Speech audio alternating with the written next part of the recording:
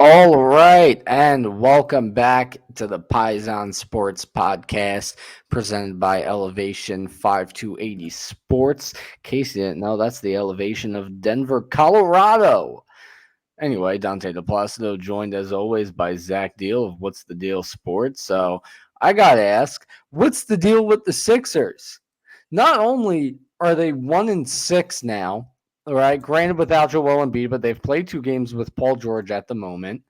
Um, Joel Embiid is set to finally make his return next week. However, now Tyrese Maxey is out for a couple weeks with a hamstring issue. What is going on? First off, what's the deal with you doing the "What's the deal" segment and not doing the impression? Oh, I'm I tired. I I, I haven't gotten threw enough away the sleep in I the threw past away the couple of weeks. impression. We already know you're. This was a compromise anyhow because it was done with the impression. It's like when South Park killed off Kenny because they got tired of writing the joke every week for him to die. So then eventually they brought him back, but they just didn't kill him every week. That's what's going on here. I'm doing the what's the deal, but no I accent. just don't think you're No being accent. authentic and you're not, standing by what you're supposed to and doing your job. So I just thought I'd call you out there. You're kind of like Tyreek Stevenson. How about you do a segment? How about you do a You segment? made up the I'm segment. It was a carrying. staple. I am You made up the segment. carrying this. You made up the meatball of the week segment, and somehow I've ended up doing the meatball of the week.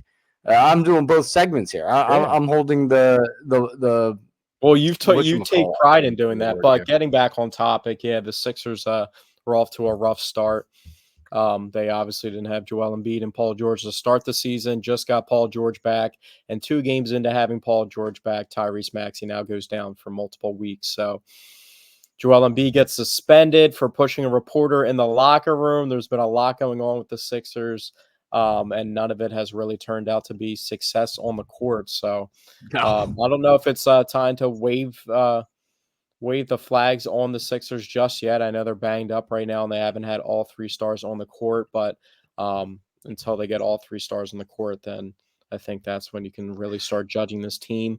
But I thought they would be a little bit further along than they are now. But it does make me feel good that there's like teams like the Bucks that are out there that are struggling as well, that have a decent amount of talent as well. So I expect both teams to right the ship at some point, but they better start doing it now, because if you start getting a hole where you're like 2-12 or something like that, that's when we're talking about some serious issues. But I think they'll be fine. Joel's supposed to make his season debut on Tuesday, so once he gets back into the lineup, that immediately pushes them to a top team in the East. And Paul Well, George. no, not without. The problem is not exactly without Tyrese Maxey. I think they'll be better with Embiid and Paul George than Maxey and Paul George. Absolutely. I think they're going to look better. I think they're going to start winning some games, but they're not going to look like a top team in the East until Maxey comes back now. So we have to wait a few more weeks to see this team I at think full. Joel Embiid and Paul George is enough with rotational guys and the guys that are playing role positions. They still are able to score the ball. Kelly Oubre can hold down some scoring departments, maybe uptick a little bit. Paul George has really he played only 24 minutes in the game versus the Clippers last night. Played 32 versus the Suns. Wasn't really efficient in the Suns game. Hasn't scored 20 points yet, but he'll definitely, once he gets more into a groove and rhythm and playing out there and more better condition coming off the injury, then I think he'll get back to scoring closer to 25 points a game. And we obviously know what Joel's going to do. I mean, I'm just wondering at this point, is Joel going to start averaging like 36 points? He said he's not out for the MVP award or the accolades or anything, but it just seems like ever since he started scoring 30 points a game, it's only upticked from there. So I think this team will be pretty good hands once Joel gets back out there. But we got to see how conditioned and how ready to go he actually is, because that seems like the big part of why he didn't start the season. Yeah. I don't know. I'm at the point now where I have zero excitement towards the Sixers. If it wasn't for the Paul George signing, I would not have cared one bit about this season because every year it just ends up being a disaster in the playoffs. Signing Paul George was the only thing that really got me a little bit excited for the season, and we're just off to a horrible start. We can't get everyone on the court together at the same time, and the only thing I'm hoping for is that things start looking good by the time the Eagles season ends, right? Which I think it should, because right now it's like you don't really need the Sixers to, in terms of a viewer standpoint.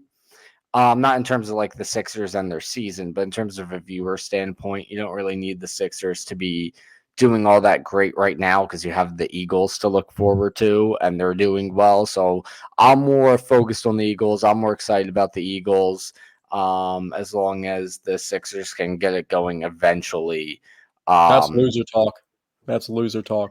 I don't want to hear that. Listen. We've gotten to the That's point. loser We mentality right there. listen. We have gotten to the point with the Sixers where every single season is a disappointment. Okay, we don't need to. We don't need to. I mean, we don't need to be doing all this. Just let's just enjoy the Eagles for now. We're supposed to be looking forward. We're supposed to be celebrating the fact that we don't have Tobias Harris's contract on our books anymore. We freed up a bunch of space. We went out and got a quality player that's trending towards one of the better players of all time in basketball. We pair him up with a young guard that's reminiscent of a former MVP guard that we've had on our team before, an absolute killer scorer.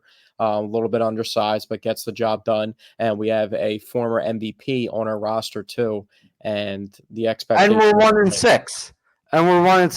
well, they I haven't had all understand those guys in everything. the court yet, but I the understand mentality everything you're should be saying. We're supposed to be getting excited because of all those things you just mentioned. But the season's off to a horrible start. We have to wait a few more weeks until everyone can finally play together. So that's the reality of it right now. So right now it's time to just enjoy watching the Eagles, and the Sixers will eventually come around. yeah, hopefully, but I still want to see them win games in the Yeah, now. so do And I I, think but it's not going to Tyrese happen Maxey right now. I It's not think going to Tyrese happen right Maxey now. going down is definitely vital to their chances of winning games, but I do feel very confident that an MVP from 2 years ago is coming back onto the roster, and they have Paul George back in the mix now.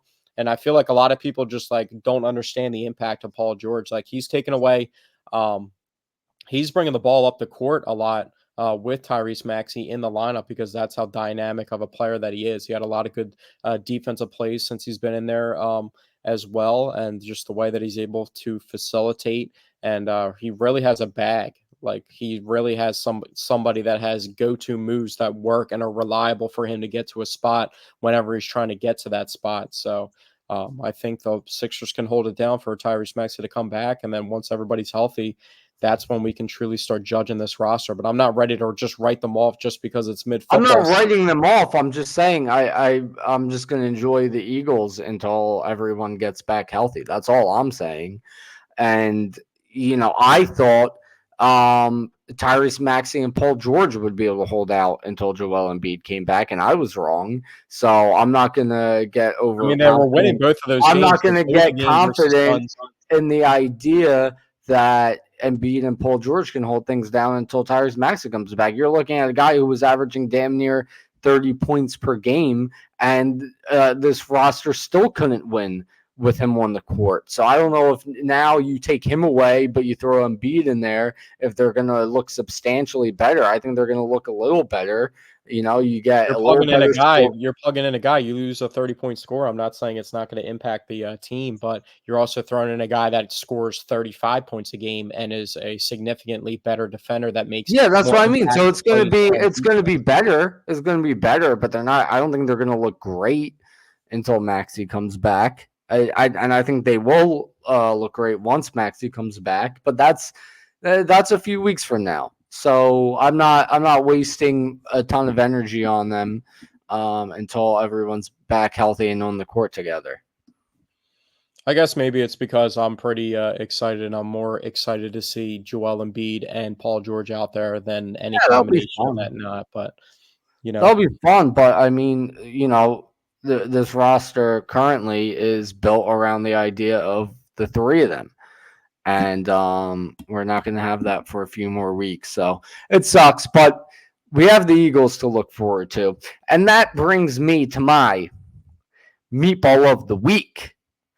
My meatball of the week is an Eagles fan. I think this we're going on a run here where fans are becoming the meatball of the week. But are talking about the Eagles fan who in the end zone caught Jalen Hurts's. I think that was a throwaway.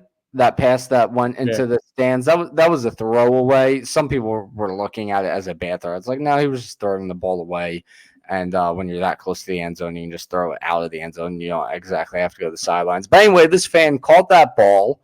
You call a ball. You call a ball from Jalen Hurts. You now have a ball from Jalen Hurts, and the guy decides to spike it into the Back onto crowd. the field.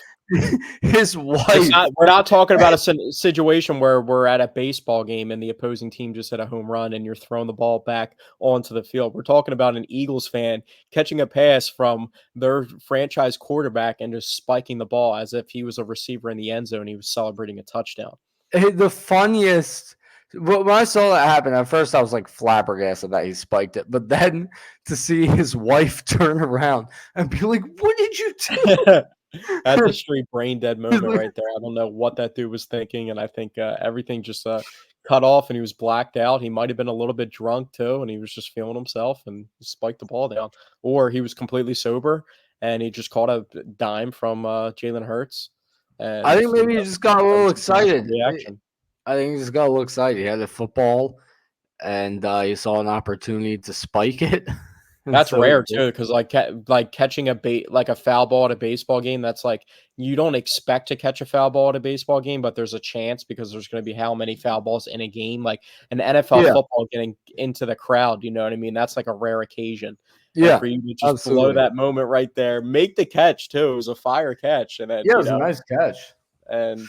just blow the moment by spiking the ball. Maybe he just like felt like that catch warranted a spike. Um, yeah, but anyhow, let's talk about the Eagles because that's now 4 wins in a row. Um, coming off two very decisive wins, and I felt the Well, it should team have been a played third very. decisive win too, Yeah, and we what I just was gonna trended say is towards that, but I think the team played a decisive game, but due to shaved points by the head coach and due to one of the worst was that a ball fumble joke? calls. What's that? Was that a ball joke? What did I say?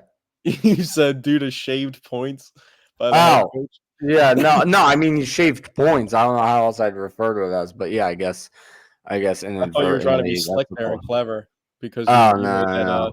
proclamation of you shaving your head if the Eagles go all the Yeah, way. no, but yeah, so a combination of 9 shaved points by the head coach and one of the worst fumble calls I've ever seen.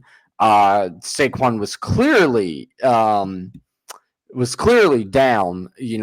and the guy clearly grabbed his ankle. Like it shouldn't have even been a question, which led to a touchdown. So due to that and the shaved points, it ended up being a very close game.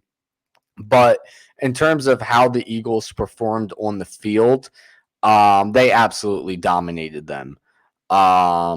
So in that terms, in terms of looking at how the Eagles are performing, they played very, very well. So that's 3 weeks in a row where they've looked great.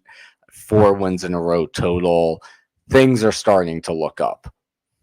Yeah, for sure. And I think it's just the same theme. The defense is really coming along. Vic Fangio has gotten his feet wet and finally knows how to use the players. And it seems like we actually have a set rotation instead of trying to find and substitute different guys in there and see what works best. Ever since they put Cooper DeJean inside the lineup, just to really spark the team, and just they've been playing phenomenal defense. So it's not just him. The pass rush is getting home more consistently as well. They're getting it from the interior, from the edge as well.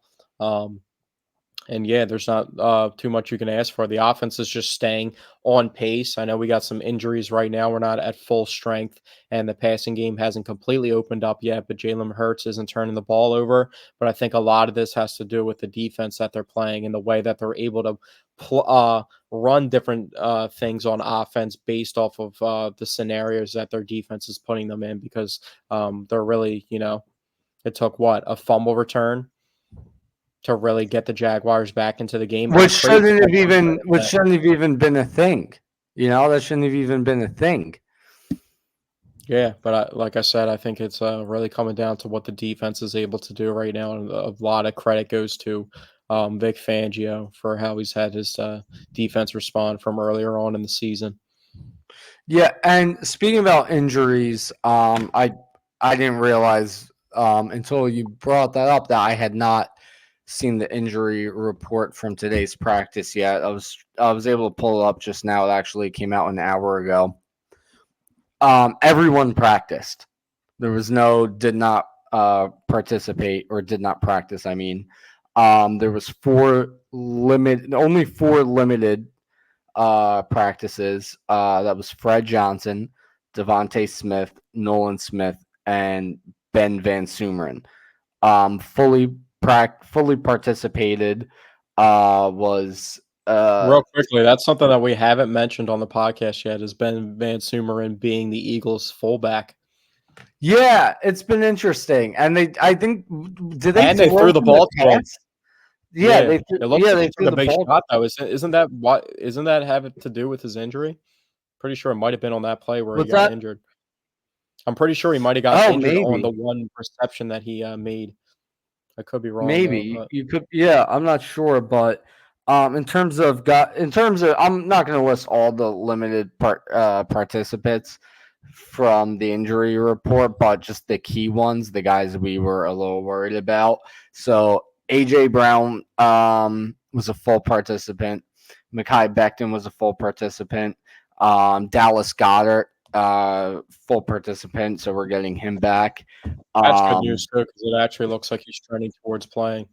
Dallas Yeah, Goddard. and Darius Slay also a full participant, and then there's a bunch of other guys on here who we never thought of them to have any serious injuries. So, if AJ Brown and Devontae Smith both play, it seems like Devontae Smith might play. It seems like AJ Brown's going to play. Then that's huge. I'm not too sure if Micah Parsons is playing for Dallas. But if He not practiced for in like he practiced it. He practiced practice it, practiced. I don't know why I was saying practice it. He practiced in limited fashion. I think also Trayvon Diggs is a little bit banged up too. yeah. So he's limited. So if he ends up playing, I think you need Smitty and AJ out there, or at the very least one of them. I've said this many times.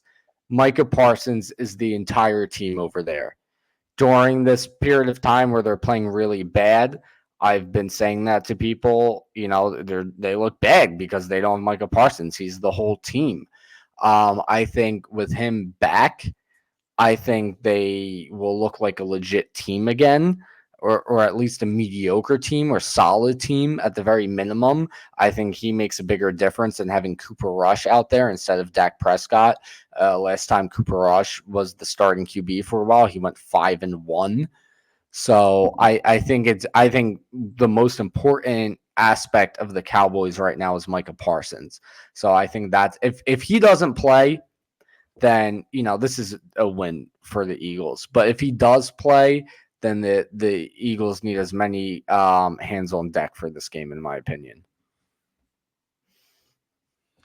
I don't know if I would say that Micah Parsons is more important than Dak Prescott just because He of the fall off. absolutely I know is. Dak's not having the greatest season, but I mean, it's definitely tough when you're not playing with your best defensive player. They also haven't been playing with DeMarcus Lawrence for quite some time, Deron Bland. So there's some other guys that have been out on their defense. I think their defensive tackle, Did you Mozzie just say Smith, that they DeMarcus drafted in the first Cousins? round a couple years ago, is like the DeMarcus Lawrence. I thought you said DeMarcus Cousins. I was gonna say. And anyway, back to what you were saying. No. Yeah, I think, they haven't been getting solid contributions from some of the guys that they drafted. They have the one defensive tackle, Mozzie Smith, who's like ranked by He's PFF awful. like the last defensive tackle out of qualifying guys. So, um, yeah, their defense was making plays last year. They had a bunch of like versatile guys that weren't like set in positions that were stepping up and making plays, and it just doesn't seem like the Javon Curses of the world are really paying off for them. So, um, I think the Eagles have a very easy path to victory if they just do what they need to do, just minus the quarterback. I think the Cowboys are going to get backed into a position where they're going to have to throw the ball with their backup quarterback a lot. They're already banged up at wide receiver. CeeDee Lamb's banged up. Brandon Cooks hasn't been playing for some time. So um, they just traded for Jonathan Mingo and gave up a fourth round pick. I can't sit there and make fun of that trade because of what the Eagles gave up for Jahan Dotson. Yeah. Although he did have Well, a very nice catch in the game the well, other day. here's We the don't yeah. also utilize him, but He had a great catch this past week. But the difference between us giving up a third round pick for Jahan Dotson and them giving up a fourth round pick for Mingo, the difference between those two moves is Jahan Dotson, his first couple years in the league, he looked good over there in Washington, right? He looked like a young, promising wide receiver. It made a lot more sense. He has a lot of raw talent, whereas Jonathan Mingo is just a nothing receiver. He has 125 yards total on the season. We're midway through the season. We well, didn't know I think going into also the season that I think Jahan Dotson was going to be ineffective, but we know now that Mingo is ineffective. So there's the difference there. Well, I can't fault him for being on the Panthers roster. I don't know if they know what's going on with that. They had an influx of new talent. They traded for Deontay Johnson only to trade him like a year later. So I don't even know what they think they have going on at the skill positions. They drafted a running back that's been hurt that hasn't played a snap this year. Then they have Chuba Hubbard and give him almost $10 million per year, even though he's been really good and productive. But it just seems like they're they're all over the place. So I don't know Yeah, if and they I also still have Miles Sanders on the roster as well. So That's what yeah, I'm saying. That's also on top of it. When I see that contract, I'm like, you just paid Miles Sanders like 2 off seasons ago, all this money and all this money guaranteed, and that's what you go and do. But hey, to each his own. I mean, for yeah, they're a some teams train it wreck. works out. The Lions pay 2 running backs. I mean, Jameer Gibbs is on a rookie contract, but is a top 15 pick rookie contract, and they just gave David Montgomery an extension. So for some teams it works out, but yeah. Yeah, But to get well, back it's to not working out for the Carolina Panthers, but I do hope Chuba Hubbard continues to play well because he is one of the focal points of my fantasy team. Which, by the way, now 4 wins in a row for my fantasy team. We now currently hold a playoff spot. Zach's team. I hate to bring it up every week, but you guys stink. You're awful. What are you, 1-7 now? It's not going well. It's going very poorly. Oh, I'm not even 1-7. One I'm and one and eight. 8. Oh my god, yeah, yeah. I'm 6-3, and I'm currently holding a playoff Oh spot. man. And last week I complained on here about how Capalot didn't set his lineup every week until he played me and finally decided to set his lineup. But it didn't matter. I still beat him. Okay, you can try and put my back up against the wall. Pause. But I'm still gonna find ways to win, despite despite the fix clearly being on. How do you tank against every team and then try and beat me? But it doesn't matter. I rose above. I took the victory. And now this week I face Child Please. I'm currently projected to win. Has he set his lineup? Uh yeah, What he, is it, he child, eventually please? did. He's got Drake May starting at quarterback. His quarterback was Dak Prescott, who's now out. Oh Uh, man, that's rough. I like Drake May a lot He has though, but Chris Olave, who's doubtful. Jawan Jennings and Sterling Shepard, who are both questionable. Josh Reynolds, who's on the IR. His team's looking rough. I'm hoping it's not a trap game for me. I'm hoping I pull this out. He has Taysom Hill starting at tight end.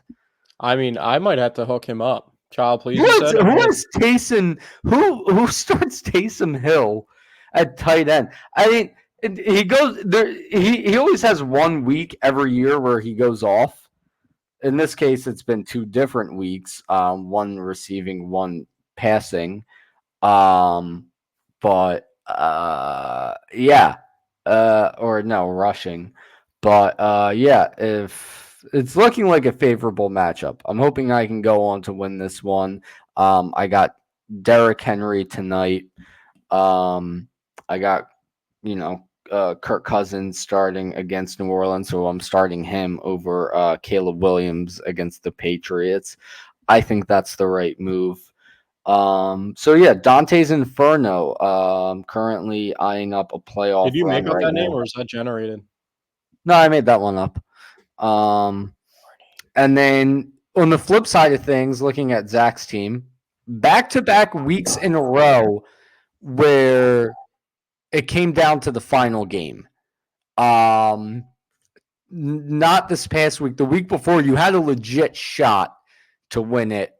I think it was I think it was Najee Harris you were going up against for the final game, and he just needed to. If he would have just had like a mediocre game, you would have won. But he had a solid game. He was able to beat you.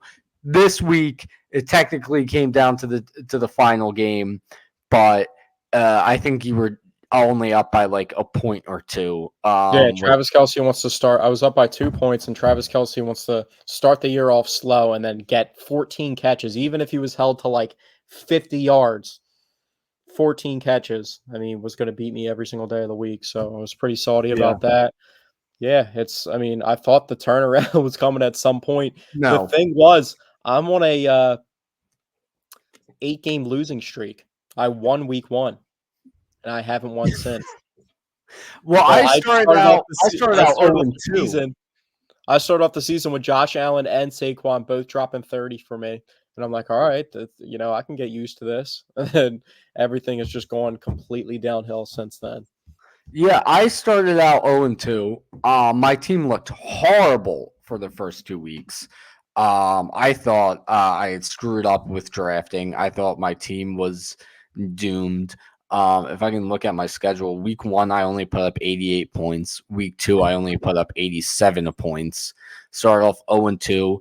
Since then I've gone 5 and 1. I've won 4 in a row, and I've completely turned the tides, and I'm now 6 and 3. Week 3 I put up 131. Week 4 I put up 141.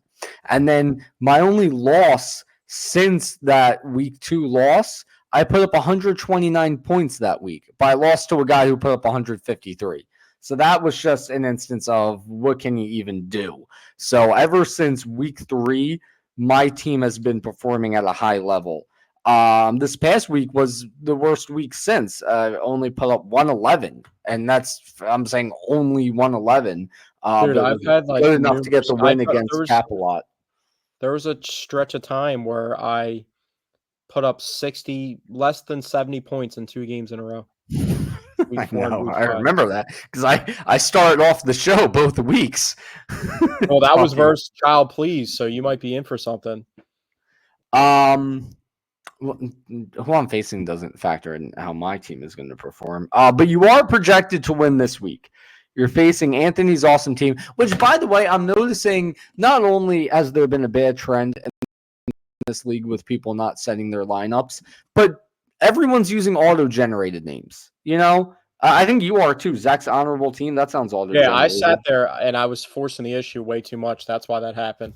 I had 3 other leagues where I had names made up, and this came down Just to use the the last same one. name for every league. And Who cares? I don't want to do like a person that's not on my team and make like a pun off their name if they're not on my team. You know what I mean? So I couldn't come up with anything really. Well, you can make a pun off your name. I didn't make a pun off my name, but I went with something I have to hear every time I tell people my name, which is like Dante's Inferno. Yeah. But I couldn't think of a team name, so I made my team name Dante's Inferno. You obviously like that and take that as a compliment if it's your team's name. Well, because I couldn't think of anything, but I like the team name of Dante's Inferno. But yeah, you're projected to win this week. You're going up against Joe Burrow. Big game for you tonight.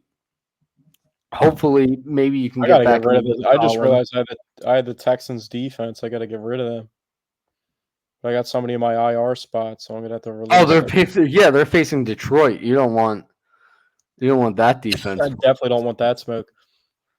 Well, I don't have a great matchup on defense. I'm facing Kansas City, but I have the Denver defense, and they've been terrific. They're not even the There's defense. somebody I've been holding on to for a long time, even though it's not really that important of a position. It's probably the least important position on your fantasy football team. But somebody that's just been underwhelming the entire year is Jake Elliott. 27th ranked kicker, has had 2 double-digit Well, performances, that's and that's it. that's that's Nick's fault. That's Nick's Yeah, fault. that's That's not why Jake's that's fault. why I don't think it's a Jake Elliott, not meeting expectations thing. I think his opportunities are getting taken away from Nick Sirianni shaving Yeah, points, like he's shaving absolutely. his head. I mean, that's 9 fantasy points he should have had, or however the scoring works. I don't know with kickers, but yeah, I didn't even draft the Denver defense. I picked them up during my defense's bye week, which was the Detroit defense. But I couldn't believe they were even on the waiver wire. They've been phenomenal. Apart from last week, they actually lost me 3 points, -3 points against Baltimore, but they've put up 10, 16, 12, 15, and 21 this season. They got me 21 points in week 7. So they've been looking real good. Um but anyhow, back to the Eagles, because I feel like we haven't talked enough about the game against Jacksonville. Um let's start with the elephant in the room. The greatest hurdle of all time. Saquon's backwards hurdle. Vernon What Davis was hurdle versus the Eagles a couple years ago. ah, no backwards Don't hurdle. lie. When the Vernon Davis play happened back in the day, I was like, "Oh my god, that is like the craziest thing I've ever seen someone do to the Eagles defense." Like that was straight I embarrassing. thought But the I'm a big craziest Vernon thing Davis I fan, ever so I was kind of saw hyped about it. But I thought the craziest thing I ever saw somebody do the Eagles defense was Saquon Barkley's catch and run against us in his rookie year when he just made a ton of different people miss and went on a big run. I I, remember, I think the one game he had 100 yards receiving and 100 yards rushing, and he was like a rookie. And they ran like an outside stretch play, and he was like getting to the second level, and he was like 15 yards from the line of scrimmage, and he was already putting his hands up, celebrating, and then just outran all the Eagles defensive backs for a touchdown. I'm like, oh my god, yeah, this dude's he's a legit. filthy player. What was your reaction like watching that live? I'm just like trying to get a replay instantly because I'm trying to decipher what I just saw. Like Yeah, he's just like out there like breakdancing. Like, who's your favorite breakdancer that just retired? Ray Gun. Raygun? Sure. Yeah. She He was just busting moves like she Raygun. hung it up. She had a long, illustrious career That's breakdancing. why She she decided to that's why call it she a career. retired. She saw the Saquon play and she was like, "Yo, I gotta call it quits." Yeah, I was watching the game with my cousin, and I think we had the same reaction as everyone from what I've seen and heard. Where it's like he hit the juke move, we are like, oh, then he hits a spin move, you're like, oh, and then he does the backwards hurdle, and you just don't even know how to react because that's literally never been done before. That's the first time that's I ever think everyone's happened. like downplaying. Everyone's just looking at the backwards hurdle, but not about like the sequence of moves that he threw Oh together. yeah, yeah, That's no, why the that even sequence happened. move. I think he confused himself, but he's just so athletic that it didn't even matter. But like he didn't even know what he was trying to do. He was trying to like jump and he like halfway spun but didn't spin all the way and he just like going backwards. Show the fans out there what your lock screen's looking like. Well, because my lock screen for a long time, ever since the 2022 Phillies postseason started, was Topper. And then after the postseason loss, I was like, I gotta change it. I didn't really You have an definitely got it. idea You should have on what changed it the to. second that you made it that. Uh, um, Actually, you I want to see didn't know mine what real to quick too? swap it to. That's good. I didn't know what to swap it to until this got posted. So this is my new lock screen now. Zach thinks it's kind Just a of little zesty. questionable, but no, I mean this is iconic. This is just iconic. Who cares what position he's in? Nothing. You It's got another iconic. grown man's cheeks on your lock screen, but to each See, his you're own. looking you're to it. This is one of the most iconic plays in Philadelphia Eagles history. cut out. Oh, nope, I'm back. Yeah. So anyway, yeah, Saquon is not human. He also revealed that he got drug tested right after the game, which Yeah, that's people what joked everybody was about assuming. after it Yeah, he happened. also had 199 yards from scrimmage, so that's Yeah. ever like all the talk this week is of that play, and it's not about like him sequencing all those moves together and the entire play itself. It's just about the backwards hurdle, not about the juke move, the spin move, and then 3 straight broken tackle animations that he's out there like spamming Madden controller sticks with. Um, and he had 199 yards, and he was really efficient, and he really kept the pace of the game of where the Eagles needed to be at. So. He's doing everything out there. He had the touchdown on the another beautiful pass. They're getting him involved in the passing game, which I love to see. And I felt like that was a missing element of their offense, especially having DeAndre Swift last year and never throwing the ball to him ever. I thought they could get the running backs more involved in that way, especially when the receivers are a little bit banged up, and they've been doing that with Saquon this year, which I like a lot. Yeah. And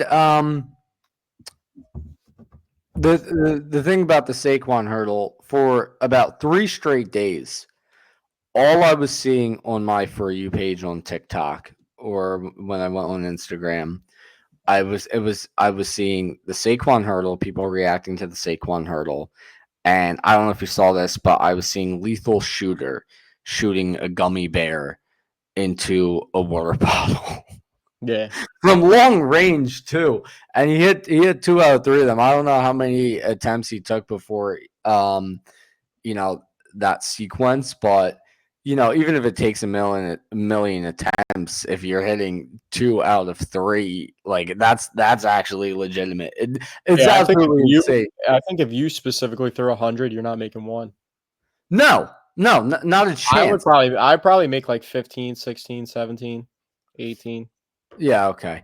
Maybe But the you're just funniest better. part is him missing the second one and then just going, okay, I understand it now. And then hits the next one. It's like, how big of a psycho do you have to be shooting gummy bears into a water ball and then just go, I understand it now? Like, what is there to That's like I understand? was always bad at the Nerf basketball because it's just so much smaller than an actual basketball, and I'm definitely not a good shooter with actual basketballs. But I always thought it was so much harder just trying to flick it up there like that. You got like a little gummy bear like this size you're trying to throw into the size of a Into a cat. goddamn water bottle. And the funniest part too is it stemmed from a guy on TikTok who like parodies Lethal Shooter. It was like Lethal Shooter videos be like, and that's what he was doing, like him shooting gummies into a water bottle. So then Lethal Shooter like took that as a challenge. It's like the video was supposed to be something so absurd it couldn't actually be done, and Lethal Shooter's just like, okay, bet, and then he Just actually messing does it. else Like with it. you have to be an absolute psycho for that. Um, Yeah, so he's yeah, that locked was in, bro. the other thing I was saying. But back to the Eagles. One guy I gotta talk about yet again, because I think, in my opinion, I think he was the best player on the field this week on defense. There's a few guys you could highlight, but I think it was Cooper DeJean, who was once again absolutely locked down. He had yet another 4th-and-1 stop. He had some really nice plays in coverage. He is he's a lockdown corner right now. Yeah. And I just saw I think I forget which website it was. I just saw like a redraft of this year's draft, and it was actually pretty crazy. Quinyon Mitchell was getting drafted in the redraft at 30, and this website had Cooper DeJean getting drafted at 13. So some Do people think people that not understand DeJean, how good Quinyon Mitchell has been? Guantanamo Bay, as they're I think calling he's been him. so good and solid that it's like people aren't even considering him a rookie as if like that. Like the standard for him is like not on a rookie level. So But it he doesn't would really still make go sense. higher in the redraft. I think maybe this is just the fact that they're not throwing to him anymore, that Yeah. you're not even realizing how good he is. He was only targeted one time this week. I talked about it last week how when the season started, they were targeting Quinyon Mitchell because they thought it would be a matchup advantage targeting the rookie. And then he shut that down, so they stopped throwing to him. And then Cooper DeJean comes in He's the rookie to target against. He's the matchup advantage, and he shut that down. Um, so I mean they were still targeting him a bit against Jacksonville, but that just goes to show, now Quinyon Mitchell already proved that he's not a guy to throw to. So now they're targeting Cooper DeJean or Isaiah Rodgers. Once Slay comes back, I think Slay ends up being the guy you target. And I don't even think Slay's that bad as people are making him out to be. I think he's still a very solid corner. Like I mentioned against the Giants, against the Bengals. He prevented a touchdown, made a phenomenal play in the end zone. So I mean, once Slay comes back, I mean Slay, Quinyon Mitchell, Cooper DeJean, who do you even throw to? And then, okay, maybe we target the linebackers. Well, how about N'Kobe Dean making the game-saving I did interception not in the expect end that at zone? all. That was honestly a tremendous play by him. And those are the type of plays that when they're made, you can just tell that a team's like special. You know what I mean? A play that you don't expect. It looks like it's in its worst scenario. That could have easily been like the Falcons game where the Jaguars just went all the way down the field and easily scored at the end. You know what I mean? And crushed the Eagles' dreams. But it was a phenomenal play. It wasn't the worst pass. It wasn't the worst play call. It was just a phenomenal play by N'Kobe Dean. The pass could have been a lot better. I don't think the play call was bad. I mean, getting N'Kobe Dean in space on a running back 1v1, I think a lot of teams would take that matchup versus the Eagles. But at the end of the day, he came up with a play in the end zone and sparked from the victory in a game that shouldn't have been that close at all because, like you said, they dominated that game. Yeah. And I think right now the only question mark on defense you can really look at is CJ Gardner Johnson, who has been pretty shaky so far. He's made some nice plays, but he's been shaky at times. But even at that, you have a guy who I would feel very confident in them putting in the secondary, a guy who started off the helped the Eagles get a great start to the game, who forced a fumble early. That's Sidney Brown. I've been a big fan of him since he played in a few games last season. I think he is really good, very athletic, uh, very good in coverage. So even if things start going off the rails with CJ Gardner Johnson, I would feel confident in Sidney Brown stepping into that role. The defense I mean, if just they wanted to get really crazy, I don't know how much it would work out just because of how much success he's been having in the slot. But you could move Cooper DeJean, depending on injuries or however you want to do it, to outside corner, have Quinyon on the other side, put CJ Gardner Johnson at nickel corner because he's played a lot of nickel corner in his career and started off as a nickel cornerback, and then have Sidney Brown replace him at safety. yeah, yeah, that's I always think that's a lot of moving pieces, though, and that's but like then not a but then likely what about scenario. Slay But though? But then what I about said Slay? like the however you want to do it, or if based off an injury, like if they didn't feel confident in Isaiah Rodgers, or they got really thin and didn't feel like they could put Keeley Ringo as an outside starting corner and wanted to start moving people around, that's probably what they would do. Or Avonte Yeah. Maddox would also be in there, but I'm completely done with the Avonte Maddox experience. That is something else I got to talk about real quick before I talk about it. I just want to say to your point before the season started, I said multiple times on this podcast that there is just so much versatility in the secondary. There's a million different ways you can shape it. So yeah, I feel very good about this secondary mover. I feel very good about the whole defense from top to bottom moving forward. But yeah, so Avante Maddox, right? I'm watching the game. It's the final drive. It's 3rd and 10. I see Avante Maddox in the huddle.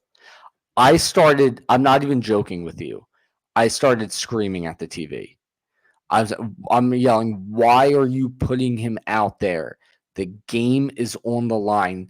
You shouldn't even be putting Avante Maddox out there in general. Certainly not now, not on 3rd and 10 when you are about to lose a game in the most disastrous way possible, when it's about to be the Falcons game all over again. You're trying to avoid that from happening. You're trying to avoid disaster, and now you've just put disaster into the game. These were my thoughts before that play even happened, just from seeing Maddox in the huddle. That's how bad he is. So then they come out to run the play. I'm keeping my eye on Maddox. I see he's lined up in the nickel, obviously. I see they snap the ball, and then, of course, with the way the camera angle is, after they snap it, you don't see the wide receivers anymore. But I see Trevor Lawrence looking in that direction. And I just hold my breath. And it ends up being an interception, but then the flag comes in. And they show the replay, and it's the most obvious pass interference. It was so bad. It was just clear and blatant. That putting in Avonte Maddox for one single play almost costed them the entire game.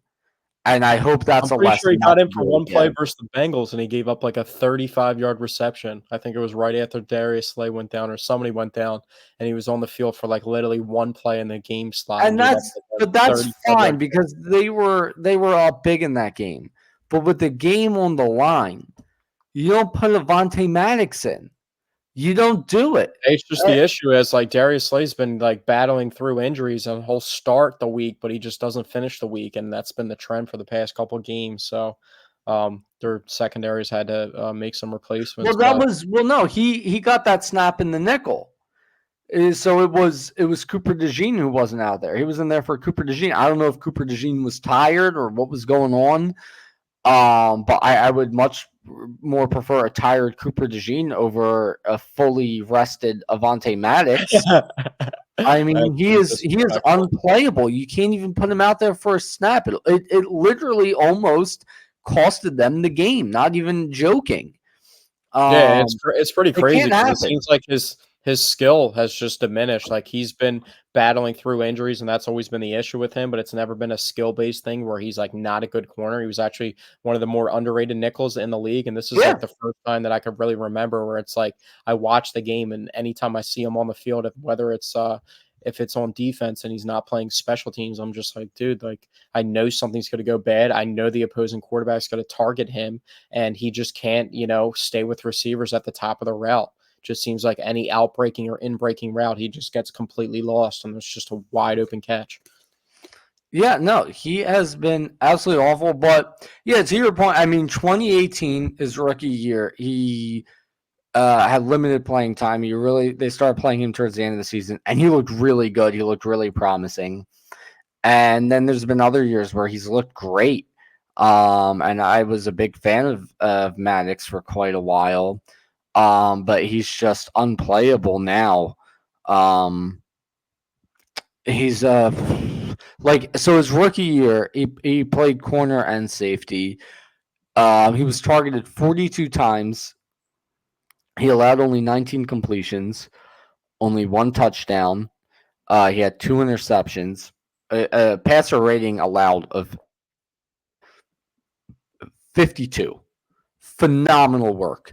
2022, the year we go to the Super Bowl, targeted because he was playing in the nickel a good bit that season. He was targeted 37 times, allowed 24 completions, but no touchdowns, one interception.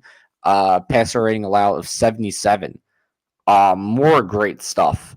But last year, passer rating allowed 113. This year, somehow only 80. That doesn't seem right.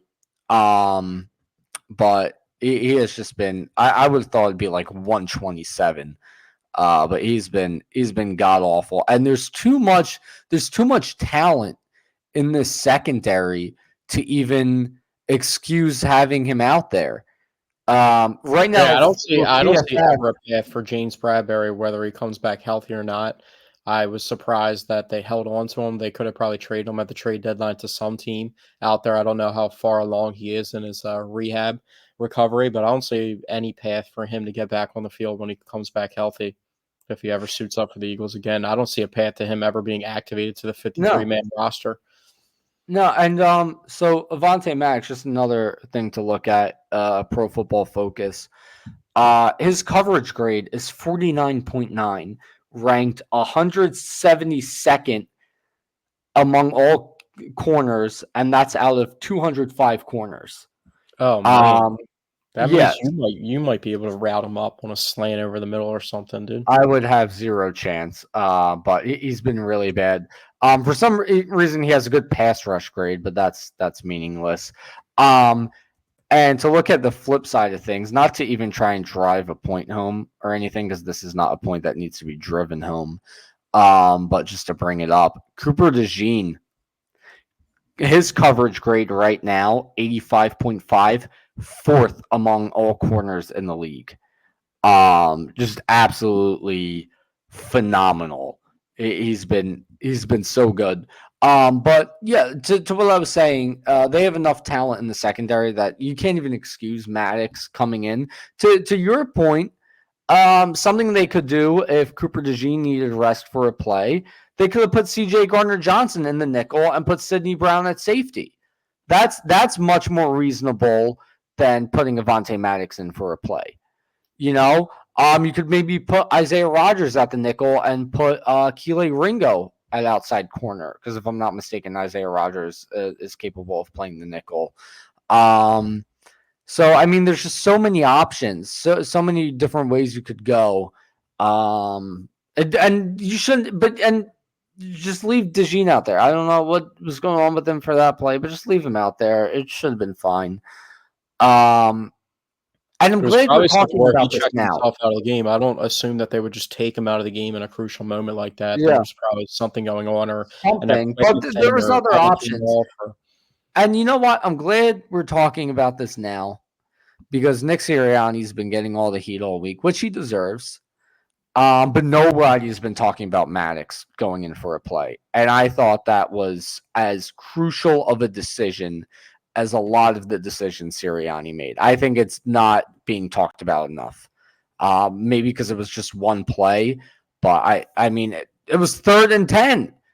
It really almost costed them the game until Nakobe what do you Dean think saved about it. Nick Sirianni being that aggressive? Do you think he needs to tone it down a little bit, or he Yes. needs to stay true to his identity and not take points off the board? Because it seems like it's actually becoming like an issue at times, and then other times they succeed with it. So it's like the common ground of it. It's kind of like a 50-50 projection, and you don't really know how it's going to go. But sometimes it works out and sometimes it doesn't. But it seems like it's a big part of the Eagles' identity.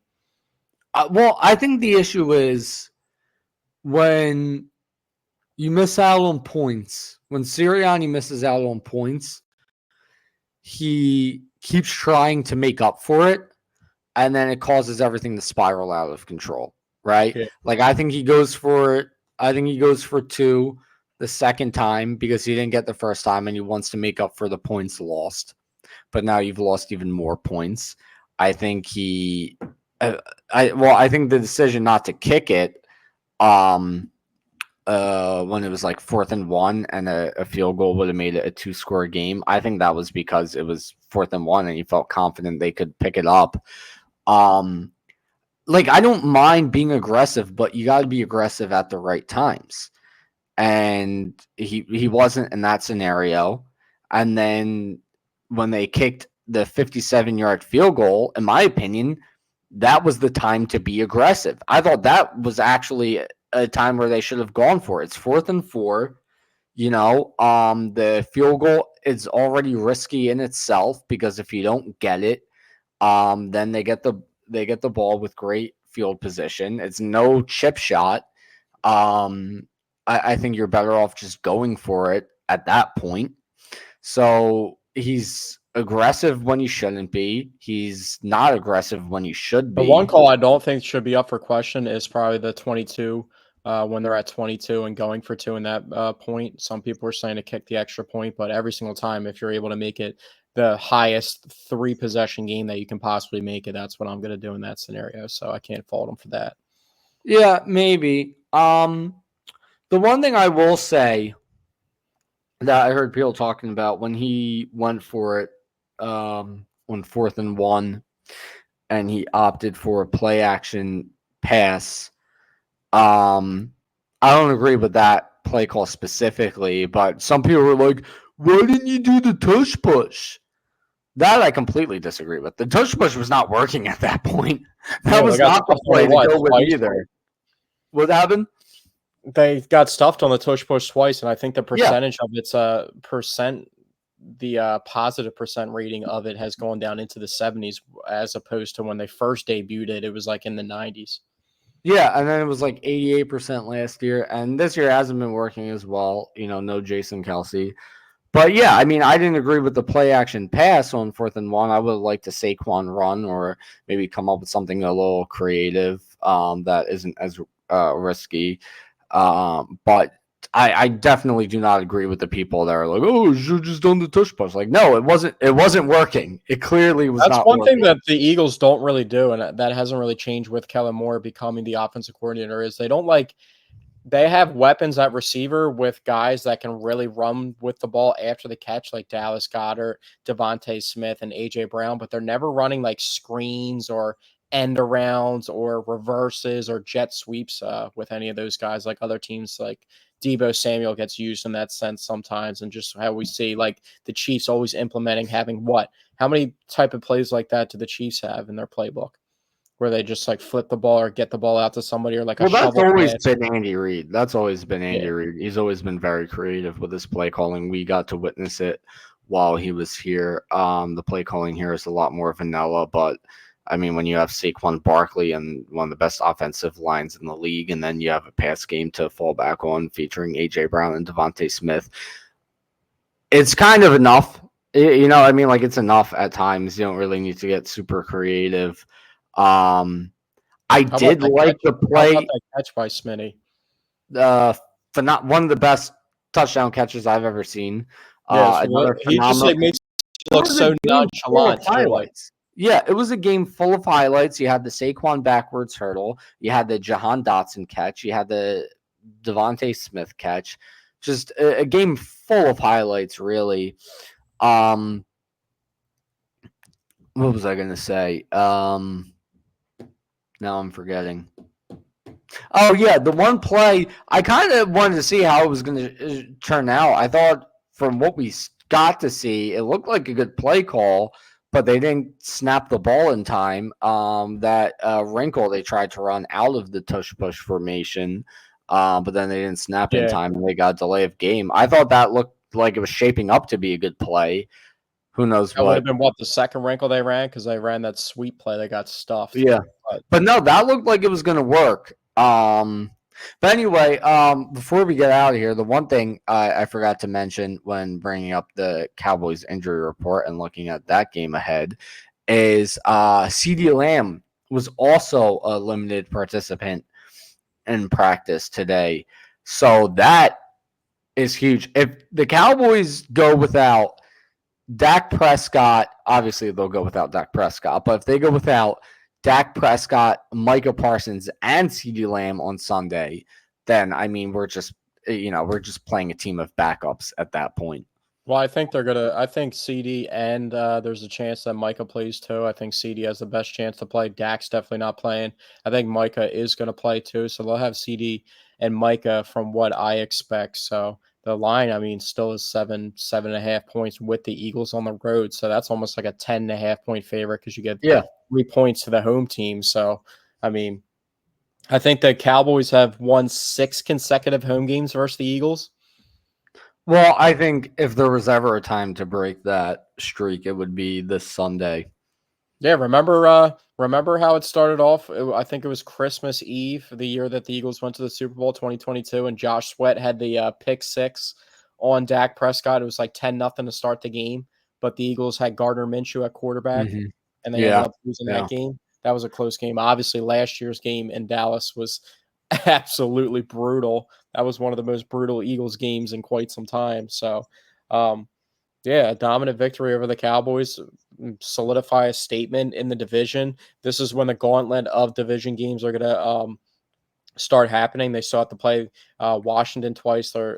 Before this game, they'll have 2 Dallas games, and they still have the Giants one more time. So they're going to have to start racking up some divisional wins to keep pace of Washington, who's already 2-0 over the Giants. So they got the upper hand as of right now. But yeah. I'm expecting a victory from the Eagles. I would say the score will be, if we're going to give predictions, Eagles win 31-13. Mm. I see it. I see it being a much closer game than that. Um, they have a favorable matchup with Dallas missing some key players, but like I said, Cooper DeJean has looked good stepping into that role in the past. It's still a divisional game. It's still a Cooper game on the Rush, you road. mean? What did I say? Cooper DeJean. You had me Oh, confused for a second. I thought you were yeah, playing Cooper both teams Rush. together. Cooper I was Rush. I was imagining Cooper DeJean playing quarterback for the Cowboys. I was like, He yeah, could he do it. probably He could honestly do be it. able to do He it. could do it.